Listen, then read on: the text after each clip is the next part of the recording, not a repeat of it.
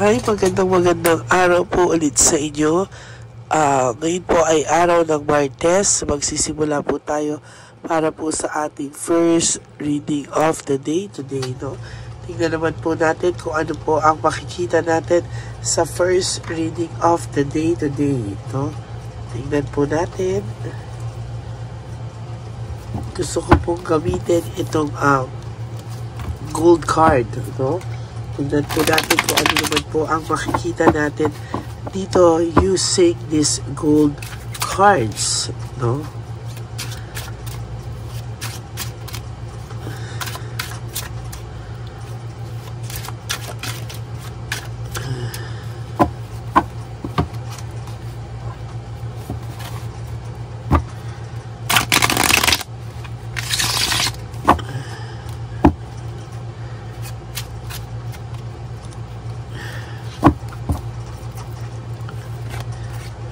Right now po, panay conflict po ang nangyayari sa kanya at sa kanila ng third party.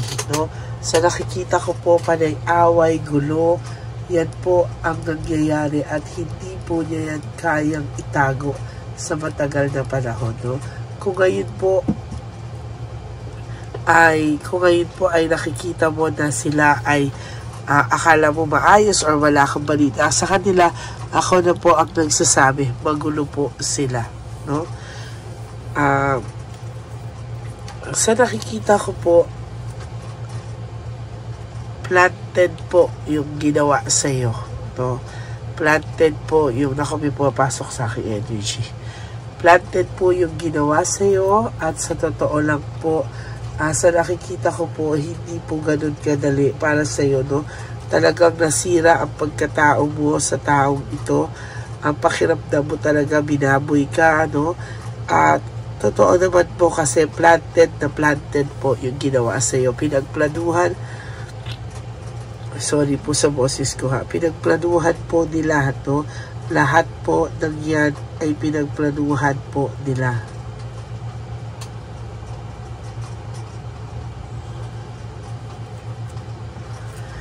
Sa pag-alis po niya, ayan, leaving behind, walking away, sa pag-alis po niya, tama ka po, nakaplano po sa isipan mo, sa mga tanong mo, nakaplano po sila, no? Parang naplansya po nila yan. At oo, aware po sila sa gravity ng actions nila, pero, tandaan mo to pero, medyo wala pa po silang ganun masyadong konsensya, no? Although, dala niya yung bigat ng ginawa niya sa iyo araw-araw, no? Dala niya yung bigat ng ginawa niya sa iyo. Pero sa totoo lang po, yung gravity ng ginawa nila sa iyo, hindi pa po nagsisingkin masyado sa kanila. Although, dala lang po nila yung bigat ngayon, no? Yung lalo na yung person mo, no? Dala niya po yung bigat-bigat ngayon, no? Pero sa totoo lang, para po nililihis niya, no? Nililihis niya po na makaramdam ng ganon. Makaramdam po ng ganon. Alam po kasi niya na mahal mo siya at wala, gagawin mo lahat, no? There's willpower, no? Gagawin mo desire, no? Lahat gagawin mo para maayos kayo. Lahat gagawin mo sa kanya para maayos yung relationship nyo, no? Hindi po maayos ang samahang meron sila. No? Hindi po maayos ang samahang meron sila sa third party mo. Sa third party nyo, wala po. Hindi po harmonious ang kanilang relationship. No? Sa nakikita ko po dito, magulo po sila. No? Lalo na po pag wala na po itong pera. Kasi ito po ay umaasa lang sa person nyo. No? Umaasa lang ito sa person nyo. At kung dati, napakasarap po ng buhay niya sa iyo, ngayon po, hindi. No? Napakasama po ng nangyari na to. No? Kaya po sa totoo lang, sa naiisip ko ngayon, sa nakikita natin ngayon, ay mahirap po para sa kanya ang tapatan yung pagmamahal na binigay mo. No? Lagi ka naman po niyang naiisip. No? At sinasabi ko po sa iyo na kagabi, naisip ka po niya ng patindi. Hindi niya lang po maintindihan bakit all of a sudden, alam naman niya na mabigat araw-araw po yung dala niya, no? Pero hindi niya po alam bakit biglang naisip ka po niya, yung kabutihan mo sa kanya, bigla po all of a sudden, naisip niya po, kahit po hindi niya po sinasadya, naisip ka po niya, at talagang pumasok ka po ng matindi sa isipan niya kagabi, talagang hindi po niya kinaya, lahat po ng yan, hindi niya po kinakaya, kagabi po ang pinakamatindi na naisip kanya, at nagtataka po talaga siya bakit kanya iniisip, Sa ngayon po, yes, takot naman siya sa karma, takot po ang Wheel of Fortune, takot po siya sa bad luck, takot po siyang umikot ang buhay niya nang makakarma siya, takot siya sa karma. But the person or the third party, hindi po ito natatakot sa karma, laban-laban lang po ito, lalo na ang sarap po ng buhay niya sa person mo, Dati po kung ikaw ang nagbibigay lahat sa person mo, yung lahat ng pagmamahal, pag-aalaga, ngayon, yung person mo dahil natatakot siya na makarma siya, kaya po ayan, ang pinipilit niyang, kumbaga dati ikaw yung nagbubuo sa kanya ng pagmamahal, ngayon takot na takot siya, kailangan maging mabait siya, kailangan ganito para hindi siya iwanan. Sad to say, ganun po talaga. Quick decision. Ito pong nangyari sa kanya ay hindi niya pinag-isipan kahit po alam niya na na siya ay na hindi ano yung status nilang dalawa, ano yung civil status ng third party, alam po niya lahat. Tinanggap na bulag po siya, para siyang nabulag na ewan, pero hindi naman po siya under spell, okay? Hindi po siya under spell. Alam niya po, aware po siya dyan. Hindi niya lang po talaga pinagsisihan. At hindi po siya nahihiya kahit po dun sa mga third party na may ibang connection o may ibang kasal o tapos magbubukas sila kabit, hindi po siya nahihiya, talagang ngayon po, para po itong hindi maintindihan, talagang disaster po ang buhay niya sa ngayon, Ay, ako. Sa nakikita ko po, talagang hirap na hirap po ito sa ngayon, sa ngayon po, hindi ka nito kaya kaharapin, Hindi ka po dito kaya kaharapin, although, ini-stock ka po dito, May way po siya paano ka ini-stock, Nakikibalita rin po siya sa'yo, natatakot din po siya sa mga actions mo, natatakot din po siya kung ano daw po ang iniisip mo sa kanya sa ngayon, Natatakot po siya kung ano yung mga pwede mong gawin sa kanya sa mga oras na ito, ano mga pinaplano mo, okay ka lang ba, o may pinaplano kang hindi maganda dahil sa mga nagawa niya sa iyo, Hindi niya po alam kung ano po ang nakikita, hindi niya po alam kung ano ang makikita niya sa iyo sa mga ginagawa mo, kasi wala naman po siyang makitang anything na magbibigay sa kanya ng idea. Sa ngayon po, lumalaman ito, parang sa kanya po ay ayan, gusto niya rin, gusto po dito nung third party po, gusto po magkaanak sila, pero as of the moment, wala pa naman.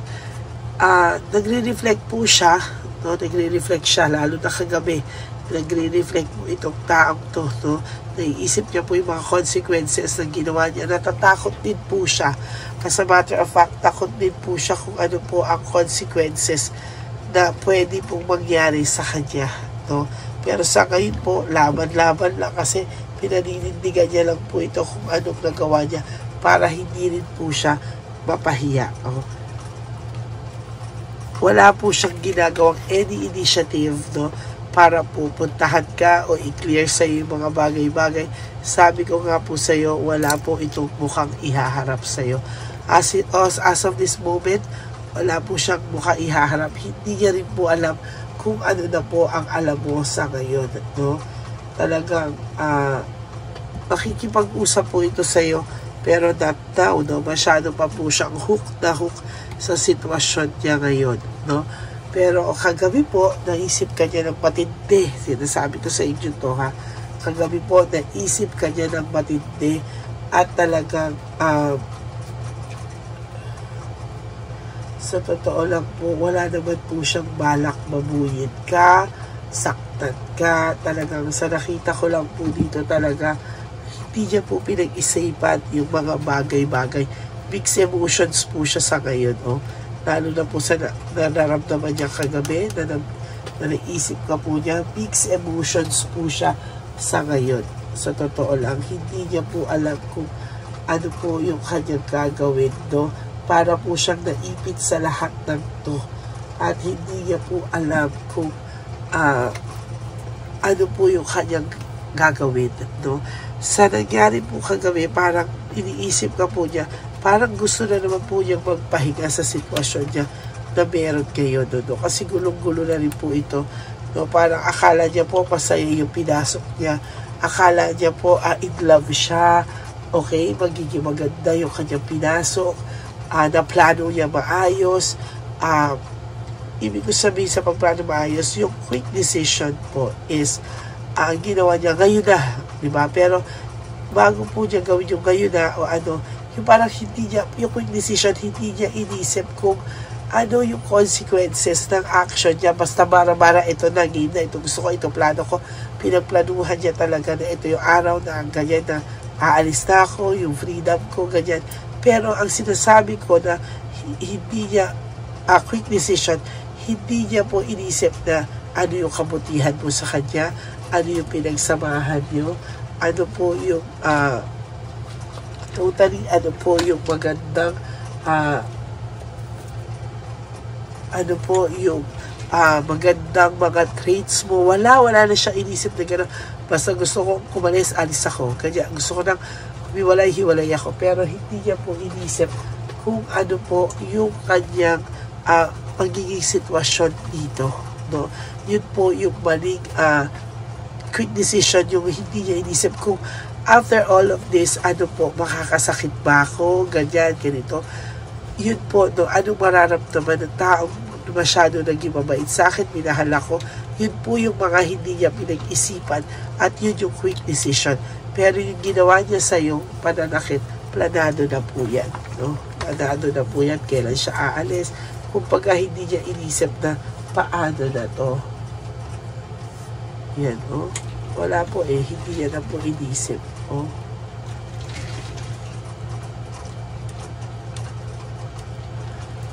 Yun po yung mga hindi magandang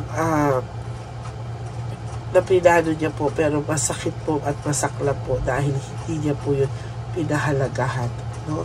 Napakasaklap po, pero aaminin ko po sa iyo, no, na hindi niya po yan naiisip pa sobra sa ngayon, pero kagabi meron po siyang para po siyang naaligaga, no? Para po siyang biglang nahirapan, ano, bakit daw ganyan yung pakiramdam niya, bakit daw bigla all of a sudden, bakit siya nakaramdam ng matinding dagok, no? Yan po yung sinasabi ko sa iyo, na sobra po yung sakit na nararamdaman niya ngayon, no? Para po siyang nahirapan, para po siyang hindi po na siya, para siyang biglang, ano nangyari sa akin? Ganyan. So, para siyang nakarealize kagabi na nasakta ko yung taong nagmahal sa akin, na maayos sa akin. Totoo naman yun. Ano, totoo naman yung nangyari na dyan. Pero, sabi ko nga po sa inyo, no, hindi po yan magsisink in agad-agad. Pero sa mga darating na araw, sinasabi ko po sa inyo, ako po ang nagsasabi sa inyo, tandaan mo po ito. There will come a time na itong tao pong ito ay makakaramdam ng matinding pagsisisi, no? Pero ang fear ko po, baka pag dumating yung araw na yun, hindi mo na rin po siya tanggapin, no? Umayaw ka na rin po sa kanya sa sobrang sakit po ng binigay niya sa'yo, sa sobrang pong pain, no? Baka ikaw na mismo yung pag dumating siya, hindi ko na pala siya mahal. No? Yun po yung gusto kong sabihin sa'yo, na baka pag dumating tong taong to, nag-explain na sa'yo, wala ka ng tiwala at wala ka ng pagmamahal pagdating ng araw. Kala mo lang ngayon kasi nasasaktan ka pa, no? Pero pagdating ng araw, makapag humarap sa ito at naisip mo lahat ng ginawa nito sa iyo, masabi mo, hindi mo na pala siya mahal. At hindi mo na pala siya gusto pang makasama. Wala na yung pagmamahal, no? Parang sumama na po sa galit. Okay? So that's it for your first reading of the day. I hope na naka-resonate ka po. At I hope na na-clear ko po ang lahat ng mga tanong nyo sa inyong mga sarili. Maraming salamat po sa inyong lahat. And for those of you who would like to have a private reading with me, you can message me po at Lady Lee Elena. That's L-A-D-Y-L-Y Elena. Nasa dulo po yan ang ating video. Diyan nyo po ako makokontak. That's my only official and legit FB account, no? At for those of you who would like to give me a super thanks for this, I would really appreciate that, because nag-iipon na po tayo para sa ating One Love a Day on December 14. Mag-iingat din po kayo, ha? Kasi grabe po ang panahon natin. Tingnan nyo po, halos pag nagpa-private reading din po ako, napakarami pong may sakit, no? Napakarami pong may sakit, at talagang hindi ko rin naman po sila pwedeng basahan pagka ganun po, kasi sa totoo lang po, bawal po yun, no? Yung may sakit kasi yung energy, no? Okay, kaya maraming salamat po sa pag-iingat nyo sa inyong sarili, ha? Huwag po kayong pagpaano ng sakit, kailangan maging healthy po kayo. Tingnan nyo po ako, hirap na hirap po ako sa aking sakit na nalamunan. Okay, maraming salamat po sa inyong lahat. And sa aking ever loyal, faithful, and solid Lady Elena family, I love you all from the bottom of my heart. Maraming salamat po sa inyo. Thank you so much, and I love you all. Sabi ko nga po, ang lagi ko paalala sa inyo is to live one day at a time. Huwag po kayong malungkot, ha? Talaga ngayon po, prioritize nyo yung sarili nyo. Do 3 things that will make you happy for today. At sinasabi ko po sa inyo, ha? Life is too short, don't make it shorter. By stressing yourself from all the pains and heartaches na binigay sa inyo ng kahapon. Just surrender everything to the divine universe and just let go and let God write your life and love story. Magbabalik po ako for our second reading of the day. For the meantime, kayo po ay mag-ingat ngayong araw na to, at I love you all. God bless you po.